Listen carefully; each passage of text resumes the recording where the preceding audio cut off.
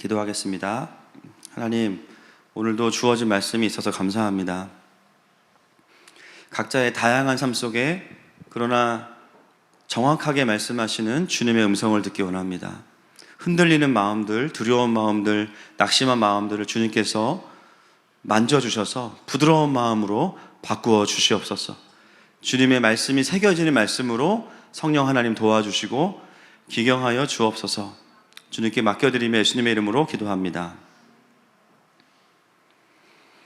네, 요한복음 강의 이제 56번째 시간입니다. 지난주에는 이 참 포도나무이신 예수님, 그리고 우리는 가지는 가지이지만 어떤 가지라고요? 접붙임 받은 가지다. 그래서 우리가 집중해야 될 것은 열매를 만들어내는 게 목표가 아니라 잘 붙어있는 것에 집중해야 된다. 이 한 가지의 메시지였습니다. 이어서 이제 오늘 본문을 바로 보도록 하겠습니다. 자, 오늘은 12절부터 17절까지인데요. 그 시작과 끝을 좀 보겠습니다. 자, 12절 말씀 그리고 17절 말씀 이어서 시작. 내 계명은 곧 내가 너희를 사랑한 것 같이 너희도 서로 사랑하라 하는 이것이니라. 내가 이것을 너희에게 명함은 너희로 서로 사랑하게 하려 함이라. 여러분, 요한의 이 서신과 요한의 어떤 요한복음을 전체를 보면 가장 많이 사용하는 기법이 시작과 끝을 사랑으로 해요. 사랑으로. 사랑과 사랑 안에 어떤 메시지들이 많이 들어가 있습니다. 요한 서신을 봐도 1서부터 3서까지도 그렇습니다. 오늘도 보면 사랑하라 사랑하라 이렇게 끊어져 있죠. 15장의 맥락에서 본다면 이 사랑하라는 것은 어떤 인간적인 윤리적인 권면이라기보다는 물론 그런 모습으로 드러나지만 그렇다기보다는 마치 우리가 이제 오해하면 안 되는 뉘앙스가 내가 없으니까 형제들끼리 두루두루 잘 지내 뭐 이런 뉘앙스로 우리가 받아들일 수 있는데요. 15장의 맥락에서 보면 이것은 열매 맺는 삶입니다. 사랑은 열매를 맺는 것이다. 그러니까 너희들이 내가 아니라 이제 성령님과 함께 하면서 동일하게 이 사랑의 열매들이 이 너희 제자들 안에서 맺혀질 것이다. 이것을 명령하시고 권면하시는 거죠. 그것을 서로 점검하고 그 열매들을 서로 주고받는 곳이 제자 공동체다. 이렇게 말씀하시는 겁니다. 여러분, 하나님께서 저와 여러분 각자에게 주신 공동체들이 있어요. 첫째는 우리에게는 교회가 있죠. 그리고 조금 더 깊이 있게 나눌 수 있는 목장이 있고 또 가족이 있고 직장이 있고 또 남편들은 이제 직장 공동체, 엄마들은 이제 뭐 유치원 공동체, 중학교 공동체가 다 있어요. 그 모임들마다의 성격과 부르심이 있습니다. 뭐 사명도 있고 어떤 모임은 공부하는 모임, 어떤 모임은 마음 나누는 모임, 여러 가지 기능이 있지만 하나님께서 우리에게 특히나 교회를 중심으로 해서 주신 공동체의 기능은 뭐냐면 나를 통해서 성령의 열매가 맺혀지는 겁니다. 그거를 서로 확인하는 곳이 제자 공동체입니다. 여러분, 그래서 교회라는 곳은 크냐 작냐의 문제라기보다는 서로 모여서 열매가 확인되는 구조를 가져야 돼요. 여러분, 왜 교회가 대형화되고 커질 때 어려운 점이 무엇입니까? 그 열매들을 확인할 수가 없어지기 때문입니다. 개별적인 예배가 좋을 수는 있지만 각자가 맺는 성령의 열매를 서로 확인하고 나누고 그것들을 서로 공급하고 회복되는 것들을 경험하기가 어려워지기 때문이에요. 결국은 우리가 혼자 신앙의 성숙을 한다는 것은 열매를 맺는 것이고 그것은 공동체 안에서 관계 안에서 드러나야 되는 것이죠. 아무리 신앙이 좋아 보인다고 할지라도 나를 통해서 그 아가페적인 사랑의 열매가 맺혀지고 있지 않다면 우리는 다시 한번 돌아봐야 돼요. 나에게 예수님에 대한 접붙임이 되어 있는지를. 은혜를 받고 하나님과 연결되면 자연스럽게 사랑의 열매가 맺혀집니다. 아멘이십니까? 그리고 주변 사람들은 그 열매를 먹게 돼요. 그래서 우리가 은혜 안에 있는가? 그 중에 하나는 내가 공동체 안에서 사랑의 열매를 계속 공급하고 있는가라는 것이죠. 예수님은 오늘 그것이 우리에게 열매로 드러나야 된다는 것을 앞과 뒤에 말씀하시면서 사랑의 열매를 맺는 정체성 한 가지를 오늘 말씀하시는데 종으로 부르시지 않았고 친구로 부르셨다라는 것입니다. 그게 이 본문 안에 들어있는 오늘의 핵심 메시지입니다. 자, 13절, 14절 말씀 한번 13절부터 보겠습니다. 시작. 사람이 친구를 위하여 자기 목숨을 버리면 이보다 더 큰 사랑이 없나니. 자, 이 13절은 누구를 이야기하시는 걸까요? 우리에게 목숨을 내놓으라고 말씀하시는 겁니까? 이것은 예수님 스스로를 말씀하십니다. 이 말씀을 하시고 다음날 예수님께서 십자가에 돌아가시죠. 이것은 무엇을 의미하냐면 이미 예수님은 우리에게 친구로서 완전한 친구가 되어주셨다라는 것을 의미합니다. 그래서 예수님은 이미 우리에게 아가페적인 사랑의 열매를 맺고 계시고 서로 사랑하라고 권면만 하시는 게 아니에요. 그 사랑이 어떻게 열매를 맺는지를 보여주고 그 실제를 살아주셨습니다. 그리고 나서 이제 14절에 보면 우리를 향하여서 친구로 우리를 초청하시는 거죠. 같이 한번 읽겠습니다. 14절 시작. 너희는 내가 명하는 대로 행하면 곧 나의 친구라. 네. 그러면서 어떤 자가 나의 친구가 되는가 그 이야기를 이제 말씀하시는 거예요. 그래서 오늘은 이 종됨의 정체성부터 친구의 정체성으로의 변화, 이 부분에 대해서 함께 나누면 되겠습니다. 15절 말씀 같이 보겠습니다. 시작. 이제부터는 너희를 종이라 하지 아니하리니 종은 주인이 하는 것을 알지 못함이라. 너희를 친구라 하였노니 내가 내 아버지께 들은 것을 다 너희에게 알게 하였음이라. 아멘. 이게 한 절 말씀이고 굉장히 심플하지만 이 안에는 참 깊은 것이 있습니다. 이제부터는 너희를 종이라고 하지 않겠다. 여러분 이게 무엇을 의미해요? 이제부터는 이라는 말은 이전까지는 종이었다는 얘기죠. 이전까지는 종이었다. 그러나 이제는 친구다. 그 기준이 무엇이냐면 주인이 하는 일을 모르면 종이에요. 그러나 주인이 하는 일을 알면 친구래요. 조금 더 이것을 풀어드리겠습니다. 이것이 지금 이제 유대인들과 유대인 제자들에게 하시는 말씀인데, 구약의 백성들은요, 구원의 계획을 어렴풋하게 알았어요. 모르진 않았어요. 그러나 완성된 것은 아니었습니다. 부분적으로 알았어요. 그래서 구원 계획을 온전히 알지 못했어요. 그래서 구약의 인물들은 하나님의 구원을 바라봤지만 완전한 것은 보지 못한 상태에서 각 시대마다 파편적인 순종을 해왔습니다. 그 시간들을 뭐라고 표현한 거예요? 종의 시즌이다 이렇게 표현한 겁니다. 우리가 생각하는 그 부정적인 이미지랑은 조금 다릅니다. 다 알지 못하지만 순종했던 시대를 종의 시대. 그러나 이제 예수님 이후의 시대는 어떤 시대냐면 이제는 구원의 그림이 완성됐습니다. 이제 예수님은 제자들에게 성부 하나님의 그 구원 계획을 다 이야기해 주셨어요. 그래서 오늘 예수님 뭐라고 말씀하시냐면 내가 아버지께 들은 것을 너희에게 다 이야기해 주었다. 그 다라는 것은 무엇을 의미해요? 하나님의 구원 계획입니다. 예수님을 통해서 복음이 다 풀어졌기 때문에 너희들은 이제 모르고 순종하는 자들이 아니라 정확히 알고 순종하는 자들이야. 그런 자들이 나의 친구야. 이렇게 말씀하시는 거죠. 이 15절의 짧은 메시지지만 여러분 이것을 우리의 신앙으로 가져오면 사실은 굉장히 좀 깊은 적용으로 갈 필요가 있습니다. 여러분 지금은 이 시대보다 더 시간이 지났기 때문에 복음이 풀어진 것은 당연하거니와 하나님의 수많은 언약이 성취되고 있습니다. 아멘이십니까? 여러분 지금도 어떤 시즌이에요? 이 마지막 때 친구의 시즌입니다. 친구의 시즌. 우리는 종의 시대에 태어난 것이 아니라 모든 계시가 완성된 시대에 태어나서 구원받은 백성들입니다. 이 15절을 제자들에게 말씀하신 예수님께서는 그렇다면 더더군다나 우리에게, 저와 여러분에게 무엇을 말씀하시겠습니까? 삼위 하나님과 많은 것을 함께 공유하는 친구로 사역할 것을 도전하시겠죠. 근데 안타까운 게 뭐냐면요, 우리가 친구의 시즌에서 부름받았는데요, 스스로 종으로 살아가는 그리스도인들이 너무나 많은 거예요. 많은 구원의 비밀과 복음의 문이 열리고 하나님 나라에 대한 깊은 이해들이 우리에게 주어졌는데 그 친구로 살아가는 것이 아니라 주인이 하는 일에 관심이 없고 지금 당장 나와 관련된 일에만, 그 응답에만 관심이 있다. 삶에서 중요한 것은 yes or no예요. 하나님 나에게 yes입니까? no이십니까? 여기에만 관심이 있어요. 그렇죠? 혹시 no라고 하면, 내가 불순종하면 벌 받을까 봐. 마치 어떤 방식이에요? 점괘를 물어보는 방식으로 신앙생활을 하는 것이죠.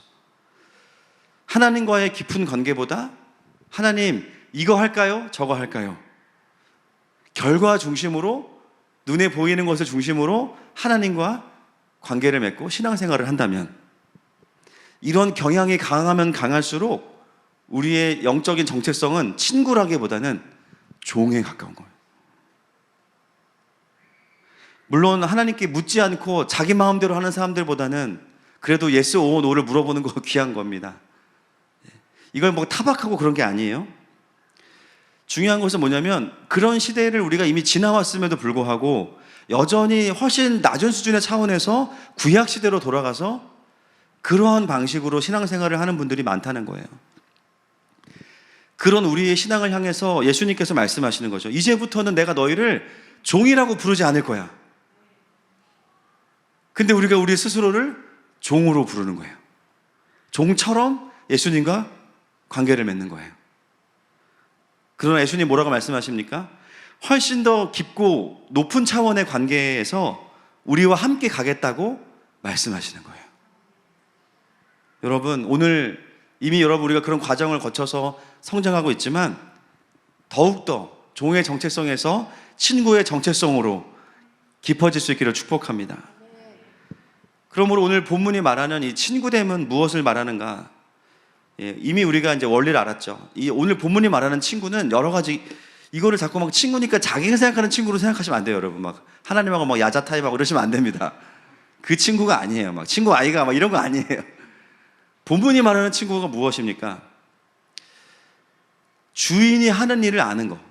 예수님의 언어로 아버지가 하는 일을 알고 행하는 자들이 친구예요. 그래서 이 일 자체가 아니라 하나님의 마음과 뜻을 아는 사람들이 그분의 친구이죠. 거기에 관심 있는 사람들. 그래서 내가 어떤 사역을 할 거냐에 대한 관점보다 친구가 될수록 어디에 관심이 있냐면 사역이 아니라 사연에 관심이 있어요. 사연. 하나님의 사연이에요. 하나님께서 왜, 어떤 마음으로 이 일을 하기 원하시는지에 관심이 생겨요. 그래서 사역을 하지 말라는 게 아니라 그 사역을 하더라도 하나님의 마음이 어떤 마음인지를 알고선 그 일들을 선택하는 겁니다. 이게 종과 친구의 차이라는 거예요. 그 사역을 하나님께서 왜 원하시는지, 하나님의 그 방향이 무엇인지, 하나님 그 사연을 알고 싶습니다. 이것이 바로 친구들이 하는 기도입니다. 그것을 누가 가르쳐 주시냐면 성령님께서 가르쳐 주시는 거예요.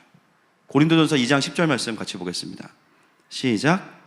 오직 하나님이 성령으로 이것을 우리에게 보이셨으니 성령은 모든 것, 곧 하나님의 깊은 것까지도 통달하시느니라. 아멘. 여러분, 하나님의 깊은 것은 어떤 특정한 일이나 사역만이 아니라 하나님의 마음을 우리에게 가르쳐 주십니다. 그것은 하나님의 사연이겠죠. 그래서 우리를 구원하신 하나님은 우리를 특정한 사역으로 부르신다기보다는 하나님께로 우리를 부르셨어요. 하나님의 마음을 아는 자리로 우리를 부르셨어요. 그게 친구의 시대에 태어난 우리들의 부르심입니다. 그래서 저도 뭐 그런 쪽에 속하긴 하지만 이 행동파 그리스도인들이 많아요. 저도 사실 그런 쪽인데 뭘 해야 돼. 일단 뭘 해야 되고, 주님 감사해요. 그러니까 제가 뭐 할까요? 여러분, 그게 나쁜 게 아니에요. 그게 그 마음이 귀한 마음인데, 그때 하나님께서 만약에 우리에게 어떤 일을 주시기보다 일단 내 마음을 더 알아라 라고 말씀하시면 어떻게 해야 됩니까? 하나님의 마음을 아는 자리로 가셔야 돼요. 그래야 진짜 강력한 사역을 할 수가 있어요. 왜냐하면 우리는 하나님 나라를 이루어가면서 두 가지가 섞여 있거든요. 하나님 나라의 실현과 자아 실현. 이게 뭐 섞여 있어요. 그러니까 때로는 내가 뭘 하면서 나의 존재를 확인하기도 해요. 다 나쁘다고 말씀드리는 게 아닙니다. 그러나 때로 하나님께서 그것보다는 하나님 나라를 더 잘 이해하는 것에 너의 시간을 좀 쏟아라 라고 말씀하시면 잠잠히 하나님의 말씀 앞에, 하나님의 계획 앞에 내가 들어가야 됩니다. 하나님 나라의 일은 결국 하나님께서 누구와 함께하기 원하시냐면 사역 자체보다는 하나님의 사연에 관심 있는 사람들이랑 함께하고 싶은 거예요. 그래서 여러분, 세상에서 일을 잘한다고 해서 무조건 다 교회 일을 잘하는가? 물론 일의 완성도는 높아요. 그러나 하나님의 깊은 마음을 모르고 사역을 하게 되면 그 일은 사역이 아니라 그냥 일이 돼버리는 거예요. 그래서 신앙생활 하다가 언제 시험 드냐면 이런 과정 없이 그냥 세상 속에서 일 잘하니까 교회에서도 일을 맡아서 하다 보면 세상 일과 교회 일이 일로는 똑같아요. 그죠? 일로는 똑같습니다. 그러나 그 일을 주시는 하나님의 마음을 모른다면 사실은 그냥 똑같은 거예요. 반대로 세상의 일 또한 하나님의 마음을 받아서 하고 있다면 그 일은 사역인 거예요. 아멘이십니까? 하나님 우리가 일상을 어떻게 살아가든지 간에 어떤 선택을 하든지 간에 그것이 하나님 안에서의 부르심을 따라가는 것이라면 그 사람과 함께 동행하기 원하시는 것이죠. 여러분, 하나님은 우리가 어떤 결과와 응답 중심의 그 종으로서의 사역이 아니라 먼저 하나님의 음성을 들으라고 말씀하십니다. 그리고 하나님의 시즌을 분별하라고 말씀하시는 거예요. 여러분, 오늘 이후로 모든 하늘마음 성도들은 지금도 그렇지만 더욱더 하나님의 마음의 귀를 기울이고 동행하는 친구가 되시기를 주님의 이름으로 축복합니다. 그래서 여러분, 9월에 시작되는 우리 계시록 과정 2단계 수료하신 분들은 다 들으셔야 됩니다. 하나님의 마음이 거기서 느껴지는 게 있어요. 마지막 때를 향한 하나님의 마음. 또 하늘마음교회 등록하셨지만 아직 훈련이 다 또 여러 상황 때문에 못 받으신 분들은 꼭 결단하셔서 한 단계 한 단계 밟아가십시오. 그러면서 프로그램을 수료하라는 게 아니에요. 저희 교회 훈련 아시겠지만 말씀을 가르치잖아요. 그죠? 하나님과의 관계를 점검하잖아요. 그 시간들은 하나님의 마음을 알아가는 시간입니다. 함께 성실함으로 또 따라가실 수 있기를 축복합니다. 자, 16절 말씀 넘어가겠습니다.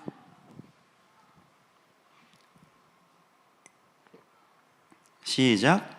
너희가 나를 택한 것이 아니요 내가 너희를 택하여 세웠나니 이는 너희로 가서 열매를 맺게 하고 또 너희 열매가 항상 있게 하여 내 이름으로 아버지께 무엇을 구하든지 다 받게 하려 함이라. 아멘. 여러분, 이 말씀은 당시의 그 상황과 비교해 보면 굉장히 좀 파격적인 말씀이에요. 왜냐하면요, 그 당시에 이 랍비 공동체가 있습니다. 세례 요한도 그 랍비 공동체의 형식이에요. 그래서 이 공동체는 어떻게 만들어지냐면 스승들이 쫙 있거든요. 그러면 제자들이 스승을 선택하는 구조예요. 쫙 보고선 저 선생님이 좋다 그러면 가서 그 선생님을 선택하는 거예요. 근데 예수님께서 오늘 뭐라고 말씀하시냐면 너희가 나를 택한 것이 아니요 내가 너희를 택하여 세웠다. 이 맥락에서 이 말씀을 이해해야 됩니다. 우리가 들으면 뭐 당연한 거 아닌가. 그러나 그렇지 않다는 거예요. 그 당시에는 선생을 제자들이 택하기 때문에 제자들 마음속에 교만함이 있어요. 네, 주도권이 있어요. 그렇게 흘러갑니다. 그러나 예수의 공동체는 어떠냐? 제자들 중에서 본인들이 예수님을 선택했다고 생각하는 사람들이 있을지도 모르겠지만 예수님은 분명하게 말씀하시는 거예요. 너희들이 나를 선택한 것이 아니라 내가 너희를 선택하여 불렀다. 그것이 예수 그리스도의 공동체입니다. 여러분, 제자들의 공동체도 그렇지만 구원마저도 마찬가지고요. 구원받은 이후에 우리의 삶 또한 돌아보면 내가 선택한 모양이지만 신앙이 깊어지면 깨닫는 게 뭐예요? 하나님이 나를 선택하셨구나. 하나님이 나를 부르셨구나. 할렐루야. 올 때는 어떤 상황 때문에 선택을 해서 왔다고 생각해요. 그러나 영적인 눈이 열리고 나면 그 문제로 인해서 내가 교회에 오게 됐고 예수님께 나오게 됐고 하나님의 사랑을 경험하게 됐어요. 여러분, 이번 주에 2번의 장례를 오늘 이제 새벽까지 잘 예배를 드리고 왔습니다. 개인적으로 저는 목회자로서 이 장례의 시간은 한 가정을 온전히 섬길 수 있는 시간이라고 생각해요. 단지 그냥 물론 슬픔을 함께하는 것도 너무 당연한 것이고 그러나 그 가정이 그동안 살아왔던 시간들을 함께 돌아보고 그 안에서 사실 많은 일들이 일어납니다. 서로 용서가 일어나기도 하고 축복을 하기도 하고 또 고인에 대한 마음뿐만이 아니라 오랜만에 가족들이 모이기 때문에 그 안에서 기분 회복들이 있어요. 그리고 무엇보다 구원의 역사가 있습니다. 그래서 많은 분들이 그런 장례를 통해서 그저 그냥 형식적으로 예배를 드렸다고 생각했는데 하나님의 부르심을 경험한 거예요. 그리고 하나님의 구원에 동참케 되어집니다. 이런 것들을 보면서 우리가 깨닫는 것이 무엇이냐면, 선택을 내가 하는 것이 아니라 하나님이 나를 선택하셨구나. 주도권이 누구에게 있어요? 하나님께 있습니다. 여러분, 오늘 우리가 두 번째로 종과 친구의 정체성 다음으로 고민해야 될 부분이 여기입니다. 여러분, 우리가 정말 하나님의 나를 선택해 주심을 믿고 살아간다면, 할렐루야, 그것을 인정한다면 이것이 우리의 삶의 영적인 태도로 있어야 돼요. 태도. 어떻게 이것이 적용돼야 될 것인가? 내 삶이 하나님의 부르심 가운데 있다면 우리는 이런 마음들을 갖는 것을 경계해야 됩니다. 어떤 마음이냐? 모든 상황은 내가 선택한다. 이게 적용이 안 되는 거예요. 교리적으로는 알아요. 주님이 나를 부르셨고 하나님의 주권을 가지고 계셔. 그런데 삶에 들어가서는 내가 선택하는 삶을 살아요. 교회도 내가 선택하고 배우자도 내가 선택하고 뭐든지 내가 선택한다고 생각해요. 여러분, 우리가 선택하는 모양을 갖지만 사실 그 내용은 뭐여야 되냐면 하나님의 부르심에 대한 분별이고 순종이어야 됩니다. 아멘이십니까?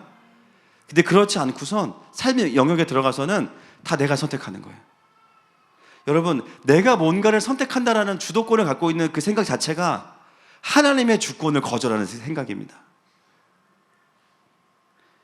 진짜 하나님의 선택을 내가 받았었고 그 주권을 경험한 사람들은 어떻게 사냐면 어떤 상황 속에서 무엇을 선택할 것인가를 고민하는 게 아니라 왜 하나님이 나에게 이런 상황을 주셨는지를 물어보게 돼 있어요. 이 상황의 주인이 하나님이시기 때문에 그 부르심을 알려고 마음을 씁니다. 그러나 나도 모르게 내가 내 인생의 주도권을 가지려는 경향이 강한 사람들은 하나님의 뜻보다는 내가 선택했다는 생각을 더 많이 하고 그런 워딩을 더 많이 써요. 내가 이 학교를 선택했다. 내가 이 배우자를 선택했다. 내가 이 교회를 선택했다. 내가 이 직장을 선택했다. 내가 이 삶을 선택했다. 주어가 다 뭐예요? 내가 선택했다.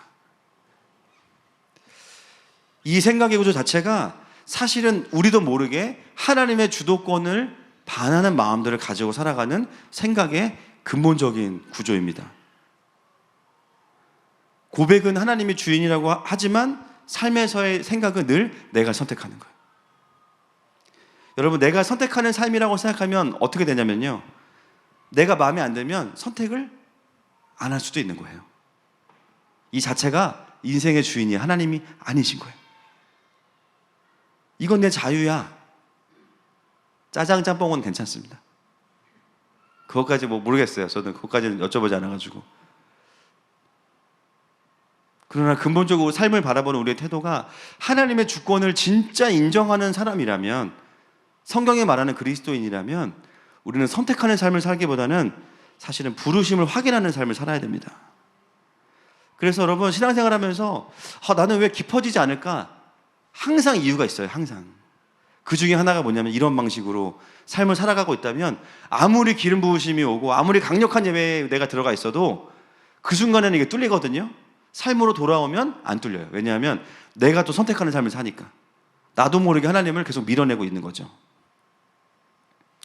내가 주권을 행사하는데 어떻게 하나님의 통치를 내가 받아들일 수 있겠어요? 그래서 우리가 정말 성령 충만하려면 반드시 넘어가야 되는 게 뭐냐면요, 내 주도적인 삶을 좀 내려놓으셔야 됩니다. 반박자 느리게 가는 법을 아셔야 돼요. 하나님보다 내 선택권을 하나님께 드리는 삶을 살아야 됩니다. 그래서 내가 뭔가를 선택하겠다는 삶은 결국은 하나님을 향해서 독립운동을 펼치는 것이죠. 내가 내 삶의 주인이라는 것을 하나님께 강력하게 어필하는 거예요.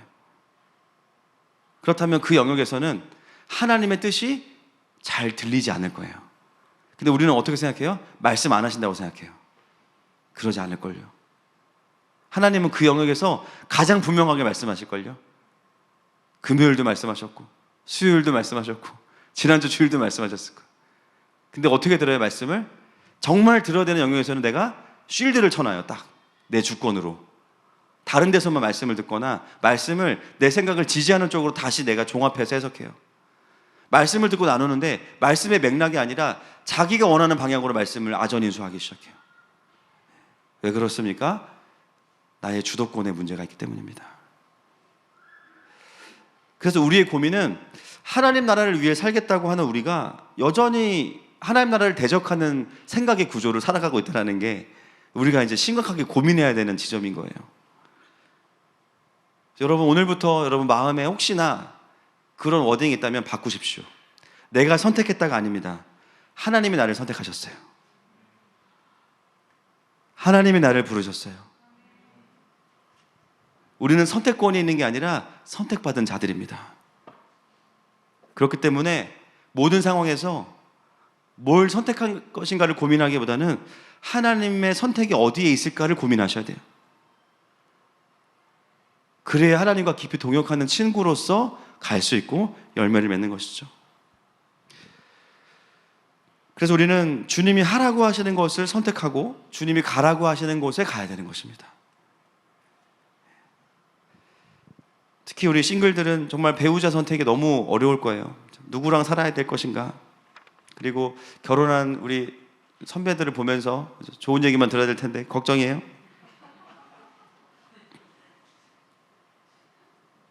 배우자를 위해서 기도하지만 결국은 선택을 하는 쪽으로 기도가 되면 진짜 위험한 거예요. 그래서 선택이 되면 뭐가 나와요? 기준이 나와요.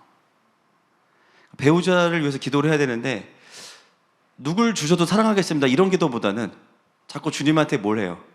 주님을 크리스찬 듀오를 만들죠. 주님한테 그 기준을 입력을 해요. 기도로. 주님, 외모는 이 정도, 어깨는 이 정도, 겉사람도 괜찮고 속사람도 더 괜찮아야 돼.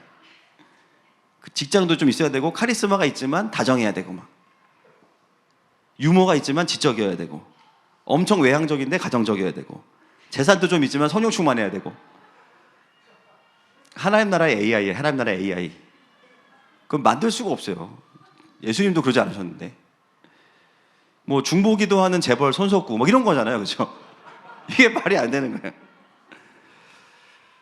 그 제가 늘 말씀드리지만 찾았어. 그 손석구를 찾았어. 어떻게 하실 거예요? 그죠? 그분이 날 좋아할 확률은 거의 예수님의 동정녀 탄생보다 버금가는 정도의 은혜가 필요한 거예요.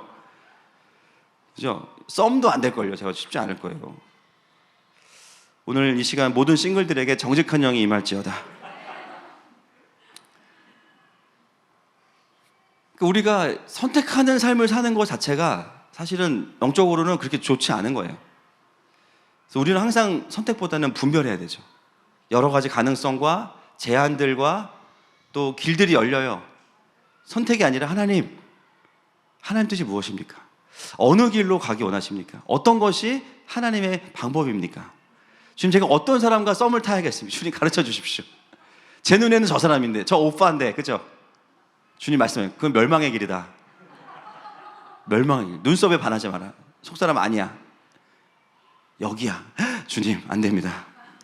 우정 이상은 안 됩니다. 여기야. 가야 되는 거예요. 거기에 생명이 있어요. 그래서 우리는 사실은 선택보다는 분별하고 분별되어진 것에 순종하는 삶을 사는 것이 우리의 부르심이에요. 그러면 어떻게 되냐면 삶 전체가 계속 하나님보다 반박자 늦게 가면서 사실 반박자 늦게 가는 게 정확하게 가는 거거든요. 하나님의 뜻을 계속 쫓아갈 수 있는 거예요. 그걸 우리가 트래킹이라고 그러는 영적인 트래킹이라고 하는데 계속 내 발의 등불을 보면서 1m 앞을 보여주시는 주님을 따라가는 거. 그러면 어떻게 되냐? 계속 인도하심을 받는 겁니다. 그래서 인도하심을 놓치는 분들은 어느 순간 그거보다 더 빨리 가는 분들인 거죠. 이제 조급하거나 내 눈에 보기에 좋은 대로 그냥 움직여버리거나 내가 선택하거나 내 기준대로 살아가거나.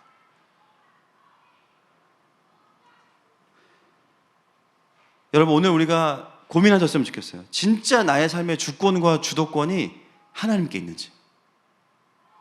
여러분 기독교는 내가 선택한 것이 아닙니다. 예수님이 여러분을 부르신 겁니다. 우리를 불러주신 거예요. 하나님께서 하늘 마음 교회로 여러분을 불러주신 거예요. 선택하는 것이 아닙니다. 아, 여기서 내가 영적으로 회복하고 하나님 나라를 배우라고 부르셨구나. 그럼 마음이 어떻게 돼요? 겸손해지는 거죠. 그렇지 않으면 내가 선택했어. 내가 원하는 대로 돼야 돼. 아닙니다. 여러분, 하나님의 선택과 하나님의 부르심을 따라가는 자들에게는 지속적으로 하나님의 일하심이 경험될 줄로 믿습니다. 그러면 이제 우리가 고민해야 되는 두 번째가 뭐냐면요, 야, 하나님이 부르셨으면 좀 잘 살게 해주셔야 되는 거 아니에요? 근데 이게 뭐야? 가정은 이게 뭐고 삶은 이게 뭐야? 여러분, 조금 전 읽었던 말씀의 후반부를 좀 다시 한번 읽어보겠습니다. 16절 말씀 시작. 너희가 나를 택한 것이 아니요 내가 너희를 택하여 세웠나니 이는 너희로 가서 열매를 맺게 하고 또 너희 열매가 항상 있게 하여 내 이름으로 아버지께 무엇을 구하든지 다 받게 하려 함이라. 여러분, 우리를 선택하여 부르신 하나님의 뜻은 무엇이냐면 너희로 가서 열매를 맺게 하고 열매가 항상 있게 하여서 내 이름으로 아버지께 무엇을 구하든지 다 받게 하려 함이라. 이렇게 살게 하는 게 하나님의 뜻이 아니래요. 열매를 맺되 항상 열매를 맺고 항상 하나님 나라의 실제를 경험하는 것이 우리를 향한 하나님의 부르심의 뜻입니다. 그렇다면 우리는 어떻게 고민해야 되냐면, 부르셨는데 삶이 왜 이래요가 아니라 부르셨는데 왜 그 삶이 내 삶 가운데 펼쳐지지 않습니까? 뭐가 문제입니까? 전에는 하나님을 원망하고 하나님께 책임을 물어서, 그런데 하나님은 실수하지 않으시잖아요. 결국은 내 삶 가운데 열매가 맺혀지지 않는 어떤 많은 요인들이 있다는 것이죠. 하나님의 마음은 뭐냐면 그 삶을, 우리의 삶을 데려가기 위해서 계속해서 말씀하고 계신다는 거예요. 그러니까 내 삶이 하나님의 부르심과 뭔가 일치하지 않고 풍성하지 않다면 어디에 집중해야 되냐면 계속 우리가 보고 있는 이 열매의 원리에 집중해야 되는 거죠. 어디서 내가 하나님과 떨어져 있는지, 어떤 부분에 영적인 막힘이 있는지, 어떤 부분에서 묶여 있는지 지속적으로 주님께 여쭤보고 그 부분들을 뚫고 지나가야 됩니다. 지금의 삶이 우리를 부르신 하나님의 삶의 결론이 아니기 때문에 그렇습니다. 하나님을 오해하면 안 되는 것이죠. 최종적인 하나님의 부르심의 모습이 지금 내 삶이 아니라는 거예요. 오히려 주님은 우리에게 열매를 풍성하게 주시길 원하세요. 항상 있게 해주시길 원하세요. 우리가 그분의 말씀이 우리 안에 거하면, 그분의 나라를 구하면 즉각적으로 응답받기를 원하십니다. 그게 우리에게 경험시켜 주시기 원하시는 하나님의 부르심입니다. 근데 그 삶이 나에게 펼쳐지지 않는다면 우리는 지속적으로 선택하는 삶이 아니라 계속 뜻을 구하는 삶으로 가셔서 그걸 뚫어가는 것, 그게 주님이 우리에게 제자로서 원하시는 삶의 태도인 것이죠. 여러분, 이제는 정말 우리가 신세 한탄을 내려놓고, 할렐루야, 신세를 돌파해야 돼. 할렐루야. 왜 내 삶 가운데 열매가 충만하지 않을까? 하나님의 오판이나 실수가 아니라 접붙임의 문제였구나. 여전히 나는 내 자아가 강하고 내 의로 살아가고 내가 선택하는 삶을 사니까 하나님의 주권을 거부하니까 온전한 통치가 오지 않아서 온전한 열매가 안 맺혔던 거구나. 이 부분이 딱 정리가 되면 그때부터 돌파가 있습니다. 할렐루야. 오늘 예수님께서 제자들에게 열매 맺는 삶을 쭉 이야기하시면서 결국은 친구로서의 부르심을 갖는 자들이 그 열매 맺는 자의 삶으로 풀어질 것이다, 이것을 말씀하고 계신 겁니다. 그래서 주님은 저와 여러분에게 오늘 사역이 아니라 하나님의 사연과 마음을 들으라고 계속 말씀하시는 거예요. 여러분, 성경에 보면 신구약에 하나님께 쓰임받고 열매를 맺었던 사람들의 특징이 다 뭡니까? 하나님과 깊은 친밀함의 사람들이었어요. 짧게 볼까요? 창세기 18장 17절 말씀. 창세기 18장 17절 시작. 여호와께서 이르시되 내가 하려는 것을 아브라함에게 숨기겠느냐. 하나님께서 아브라함에게 소돔과 고모라의 심판을 이야기하시죠. 네. 하나님께서 그 마음을 나눌 자들을 찾고 계신 거예요. 여러분, 구약은 종의 시대임에도 불구하고 친구와 같은 자들이 있었어요. 신약은 더 그렇겠죠. 자, 출애굽기 25장 20절부터 22절까지 시작. 그룹들은 그 날개를 높이 펴서 그 날개로 속죄소를 덮으며 그 얼굴을 서로 대하여 속죄소를 향하게 하고 속죄소를 궤 위에 얹고 내가 내게 줄 증거판을 궤 속에 넣으라. 거기서 내가 너와 만나고 속죄소 위 곧 증거궤 위에 있는 두 그룹 사이에서 내가 이스라엘 자손을 위하여 내게 명령할 모든 일을 내게 이르리라. 지성소의 원리. 여러분, 하나님 어떤 분이시냐면요, 하나님의 깊은 것들을 우리에게 나누길 원하십니다. 문제는 뭐냐면 거기에 마음을 두는 사람들이 많지 않다는 거예요. 자, 출애굽기 33장 11절도 보겠습니다. 시작. 사람이 자기의 친구와 이야기함 같이 여호와께서는 모세와 대면하여 말씀하시며 모세는 진으로 돌아오나 눈의 아들 젊은 수종자 여호수아는 회막을 떠나지 아니하니라. 여호수아와 모세의 리더십의 비밀, 하나님과의 친밀함이죠. 여호수아가 봤던 것은 모세가 다른 것이 아닙니다. 하나님과 어떻게 교제하는지를 봤어요. 가장 강력한 리더십의 훈련입니다. 어떻게 모세가 하나님의 음성을 드러내는지를 보면서 나중에는 본인이 회막을 떠나지 않아요. 왜 떠나지 않습니까? 자기도 그 하나님과 교제하고 싶은 거예요.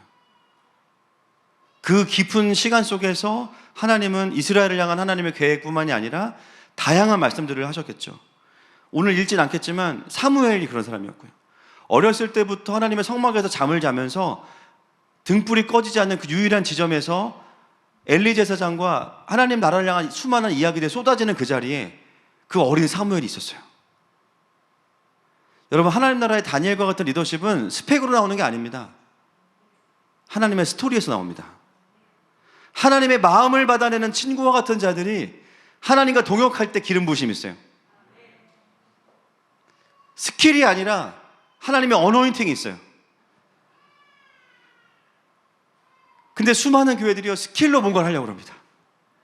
여러분, 가수들이 노래 잘하잖아요. 찬양 부르면 은혜 됩니까? 돼요. 그죠?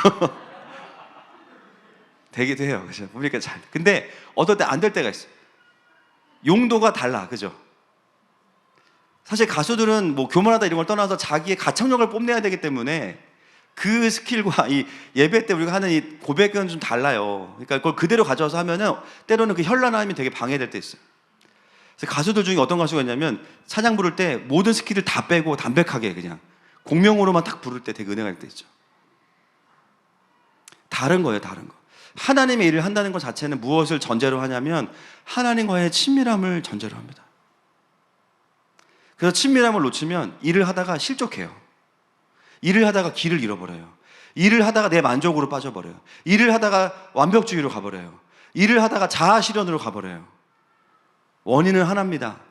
하나님으로부터 계속 마음 받아내는 그 자리를 잃어버렸기 때문에. 항상 뭘 점검해야 되냐면 삶이 어려워지거나 사역이 힘들어지면 지성소로 가야 됩니다. 지성소로. 주여, 무슨 말씀을 하시든지 사역에 대한 이야기가 아니어도 내가 주의 말씀을 듣겠습니다. 그러면 의외의 영역에서 내가 막혀있던 걸 탁 말씀하시는데 그게 들리고 풀어지니까 이게 풀어져. 와, 이거였구나. 그걸 보게 되는 거예요. 여러분, 중보자들이 어떤 사람들이에요? 중보자들은 중보기도를 잘하는 사람들이 아니라 지성소로 들어가는 사람들입니다. 제사장들이 했던 게 중보적 사역이거든요. 그 지성소에 들어가서 하나님께서 이스라엘에게 주시는 말씀을 받아 나와서 서서 기다리고 있는 이스라엘에게 하나님의 말씀을 선포할 때 그들이 아멘으로 화답합니다. 이것이 우리를 향한 하나님의 뜻입니다. 그 마음을 받아내는 자들이 중보자들이에요. 그래서 중보기도 팀만 중보사역을 하는 게 아니라 모든 자들이 중보적인 사람들입니다. 모든 그리스도인들이 하나님의 마음을 받아서 그걸 예배로 풀 건지 교사로 풀 건지 도지선교사로 풀 건지 힘은 똑같아요. 지성소입니다. 그 강력한 하나님의 마음이 부어진 사람들이 무엇인가를 하기 시작할 때 도시 안에 진동이 일어나는 겁니다. 별거 아닌 것 같은데요. 그 나비 효과가 일어나서 도시를 강타하기 시작합니다. 성령의 바람이 불어와야 부흥이 일어나는 것입니다. 그렇다면 누가 그 하나님의 마음을 받아서 마른 뼈들에게 생기를 대언할 것이냐? 그 에스겔과 같은 사람들을 하나님 찾고 계시는 거예요. 근데 그런 사람들이 어떤 사람들이냐면 친구와 같은 사람들인 거예요. 여러분, 어떻게 기도하셔야 될까요? 일이 없을 때 더 기도하셔야 되는 거예요. 일이 없을 때. 처음에는 일이 있을 때 기도해요. 그죠? 나중에는 일이 없을 때 기도하기 시작해요. 일이 오면 하나님의 마음을 충분히 받아서 일이 오면 일을 해버려 그냥. 이것이 건강한 신앙생활이고 예수님께서 오늘 저와 여러분에게 도전하시는 친구와 같은 신앙생활입니다. 사도행전 10장 2절부터 4절까지 보겠습니다. 시작. 그가 건건하여 온 지방과 더불어 하나님을 경외하며 백성을 많이 구제하고 하나님께 항상 기도하더니 하루는 제9시쯤 되어 환상 중에 밝히 봄에 하나님의 사자가 들어와 이르되 고넬료야 하니 고넬료가 주목하여 보고 두려워 이르되 주여 무슨 일이니까 선사가 이르되 내 기도와 구제가 하나님 앞에 상달되어 기억하신 바가 되었으니. 아멘. 여러분, 신약의 제자들과 사도들뿐만 아니라 이방인들 또한 하나님의 친밀함 앞에 계속 나아갈 때 하나님의 뜻과 계획이 풀어지는 겁니다. 예레미야 33장 3절 말씀 보겠습니다. 시작. 너는 내게 부르짖으라. 내가 내게 응답하겠고 내가 알지 못하는 크고 은밀한 일을 내게 보이리라. 아멘. 시즌은 종의 시즌과 친구의 시즌은 있지만 하나님은 항상 어떤 분이시냐면요, 하나님의 마음을 나눌 자들을 찾고 계시는 분이세요.